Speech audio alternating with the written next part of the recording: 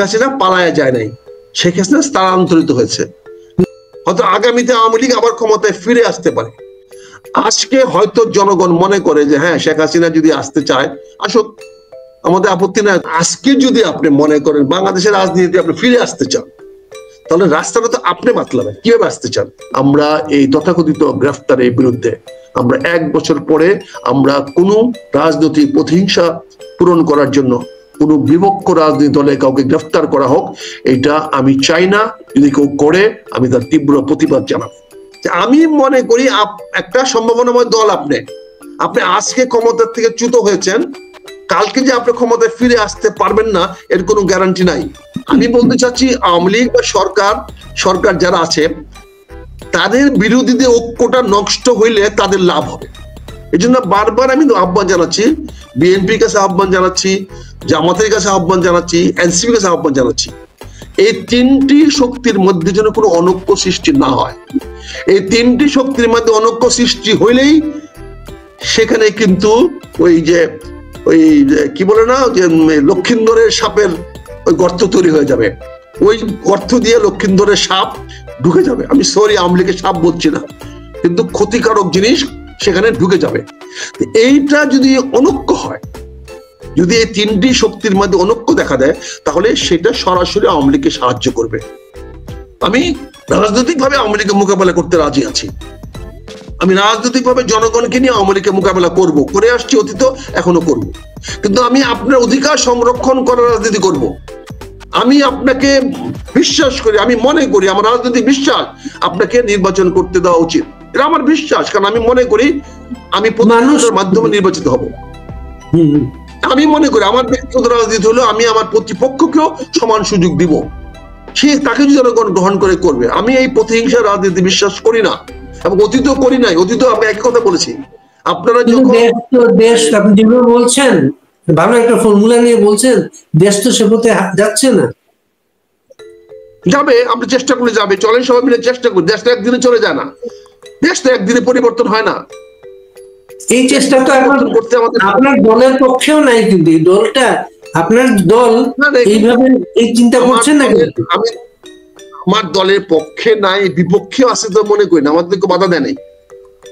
আমরা তো 3 দিন ধরে কেউ বলতেছি, আমাদেরকে তো কেউ বাধা দেয় নাই, কেউ তো না করে নাই।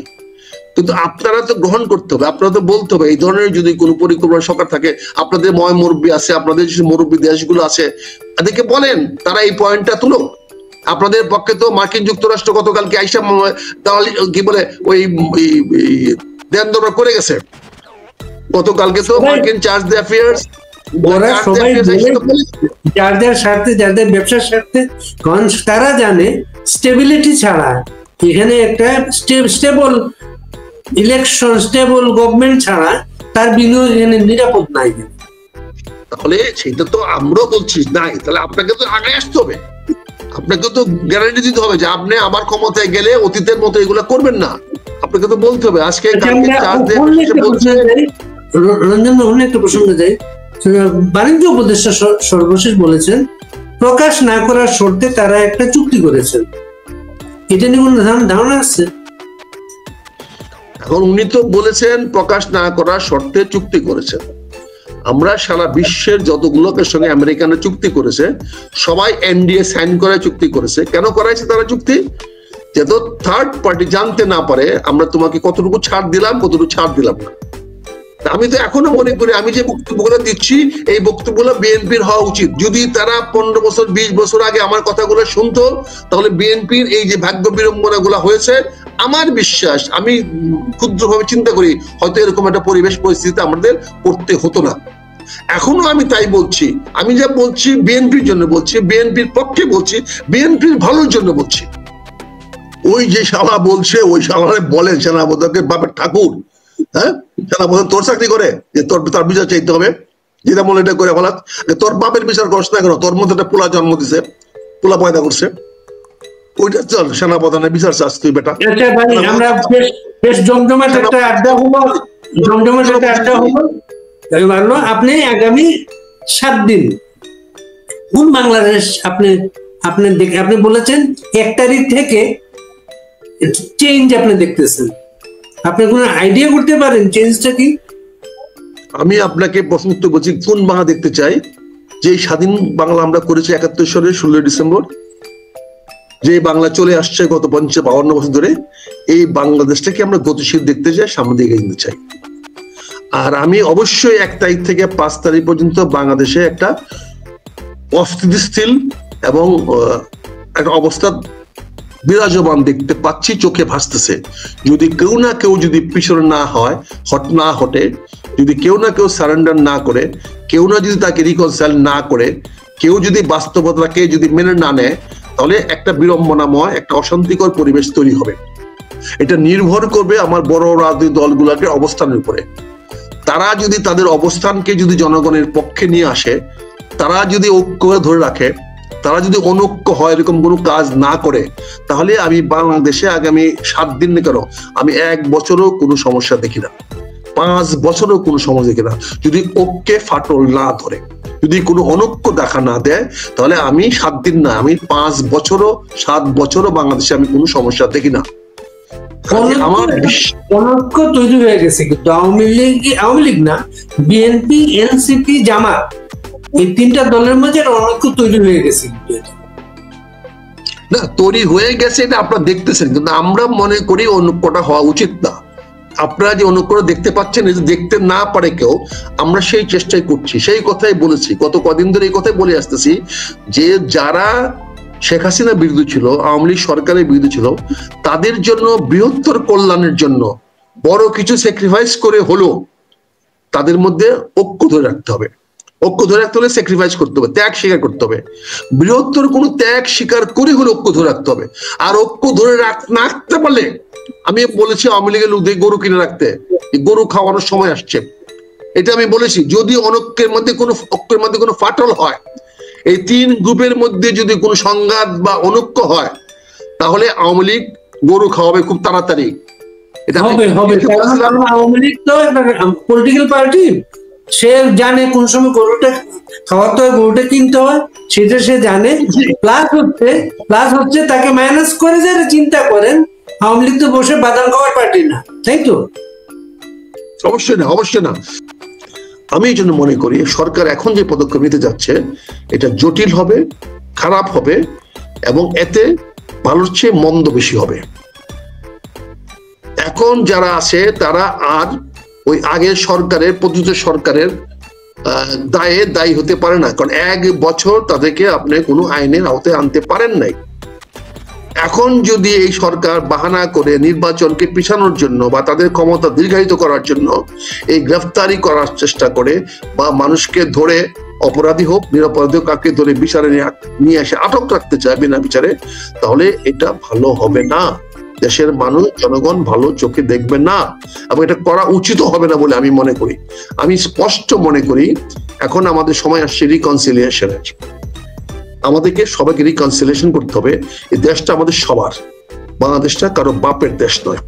সরি ফজলুল বাড়ি ভাই, এই কথাটা আমি পরিষ্কার বলতে চাই, বাংলাদেশটা আমাদের সবার। কে যুদ্ধের পক্ষে ছিল, কে যুদ্ধের বিপক্ষে ছিল, কে মুক্তিযোদ্ধা, কে অমুক্তিযোদ্ধা, সেটা বড় বিবেচ্য বিষয় নয়। এই বাংলাদেশটা আমাদের সবার, দেশটা অর্জন হয়েছে। আমি আপনাকে বলছি, এখন আর স্বপ্নের বাংলাদেশ না, আমরা স্বপ্ন পূরণ হয়েছে, আমরা বাংলাদেশটাকে বাস্তবায়িত করেছি। আজকে বাংলাদেশটাকে আমাদের সবার সঙ্গে একসঙ্গে কাজ করার দরকার। কাজে এখানে আমি আপনার এই কথার মূলে বলতে চাচ্ছি, আমি ভাই কোনো অবস্থাতেই মুক্তিযুদ্ধের বিপক্ষে যেতে পারবো না, কিন্তু আমি আপনাদের ওই মুক্তিযোদ্ধা ভাইদের যারা আজকে ঐক্যের কথা বলছেন, আমি বিনয়ের সঙ্গে বলছি, আপনাদের সঙ্গে আমি যেতে পারবো না, কখনোই সম্ভব নয়। আপনাদেরকে আমি আহ্বানও করবো না যে আপনি আমার সঙ্গে চলে আসেন, আপনারা আপনাদের মতো চলেন, আমরা এতকাল চলে আসছি, আমরা এবং চলতে দেন। আর যাদেরকে আপনারা মুক্তিযুদ্ধের বিরোধী বা স্বাধীনতা শক্তি বিপক্ষে চিহ্নিত করছেন, আপনারা করতে পারেন, কিন্তু আমি তাদেরকে এখন আর স্বাধীনতার বিপক্ষে শক্তি মনে করি না। আমি হয়তো তাদের পক্ষে নাও যেতে পারি, কারণ আমার দল আছে, রাজনীতি আছে, আমাদের দৃষ্টিভঙ্গি আছে, আমাদের সঙ্গে সবাই ঐক্যমতে আসতে পারে, কিন্তু আমরা অন্য কারো ঐক্যমতে যেতে পারি না। যে বর্তমান সরকার ঐক্যমত চাচ্ছে, আমরা তাদেরকে বলছি আসেন ঐক্যমতে আসেন, কিন্তু আপনার সঙ্গে ঐক্যমতে আমরা যেতে পারি না, কারণ আপনি কোনো জনপ্রতিনিধি সরকার নন, আপনি কোনো বৈধ সরকার নয়, আপনি না সাংবিধানিক না বিপ্লবী সরকার। কাজে আপনার সঙ্গে ঐক্যমত হওয়ার জন্য আমি এখানে, আমার কোনো দায় দায়িত্ব নাই, আমার রাজনীতি নাই।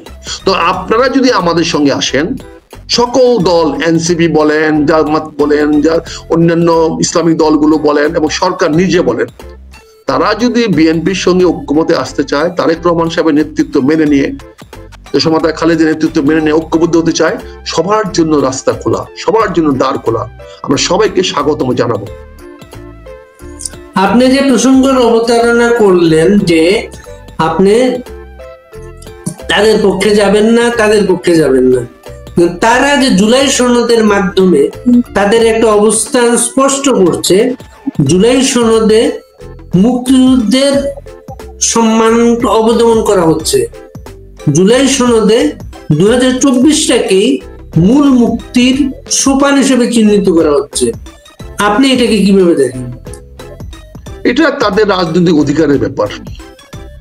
তারা তাদের রাজনৈতিক অধিকার সংরক্ষণ করে, তারা কিভাবে অধিকারটা তারা চাপিয়ে দিচ্ছে। তারা কোনো নির্বাচিত প্রতিনিধি না, তারা রাজনীতি করছে দেশের, তারা দেশের নির্বাচিত কেউ না। নির্বাচিত ব্যক্তি ছিলেন আপনি, আপনি বারবার জনগণের কাছে ভোটের জন্য গিয়েছেন।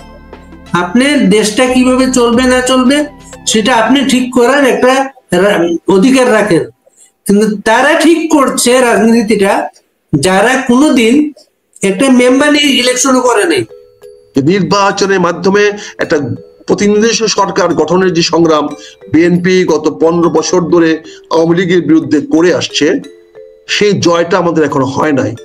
বর্তমান সরকার যদি সেটা বাধার সৃষ্টি করে, আমরা তাদের বিরুদ্ধে লড়তে আমরা বাধ্য হব। কারণ আমার তো জনগণ আছে।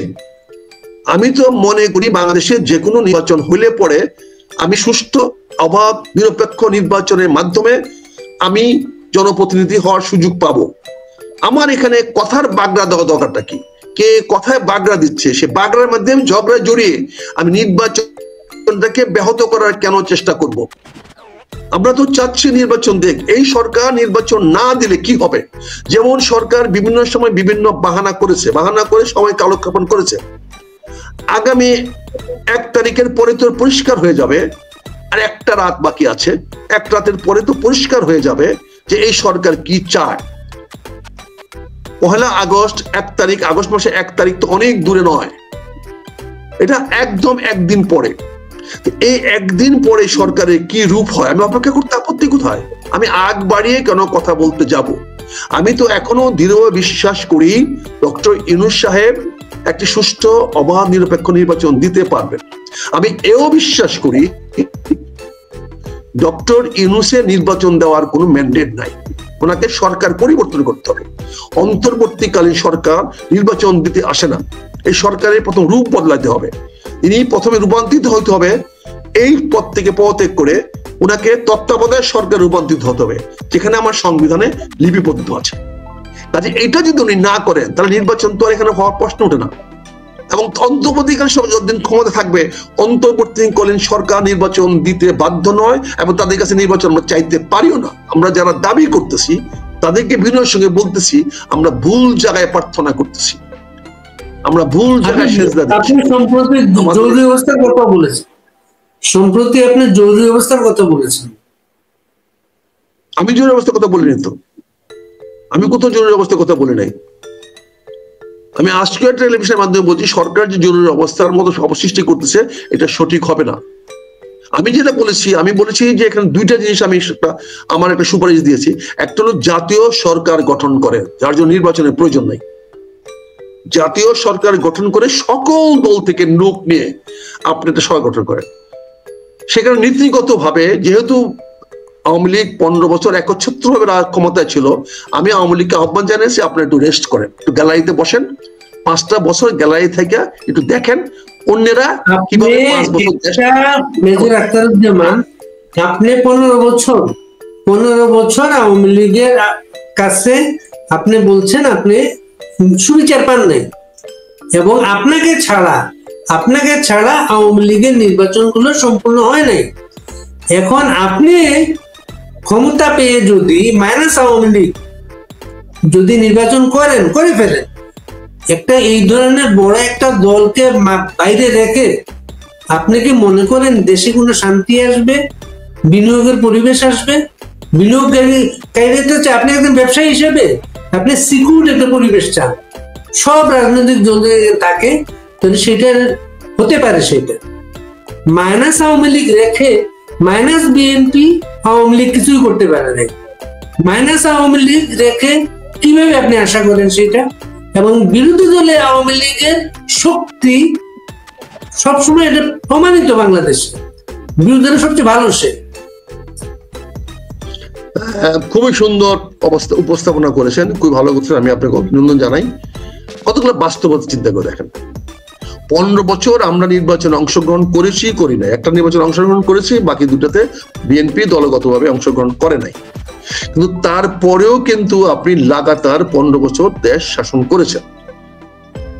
তিনটা নির্বাচনের ফলশ্রুতি আপনি ভোগ করেছেন, আপনি তো 15 বছর আমাদেরকে অস্বীকার করেই নির্বাচনে করেছেন। আগামী 5 বছর ঠিক করে নাই, আজকে বাস্তব পরিস্থিতি প্রমাণ করেছে। সে যখন ঠিক করে নাই, সে যখন আমাকে কুইনান খাওয়াইছে, এখন তুমি কুইনান খাও, অপেক্ষা করো 5টা বছর, কমসে কম অপেক্ষা করো 5টা বছর, তোমাকে যদি জনগণ প্রয়োজন মনে করে ডেকে নিয়ে আসবে। কিন্তু আমার কথাটা শেষ করতে পারি না। এখন এই সিদ্ধান্তটা জনগণকে, আপনি যে সিদ্ধান্তটা নিচ্ছেন, এই সিদ্ধান্ত জনগণকে নিতে দেন না কেন?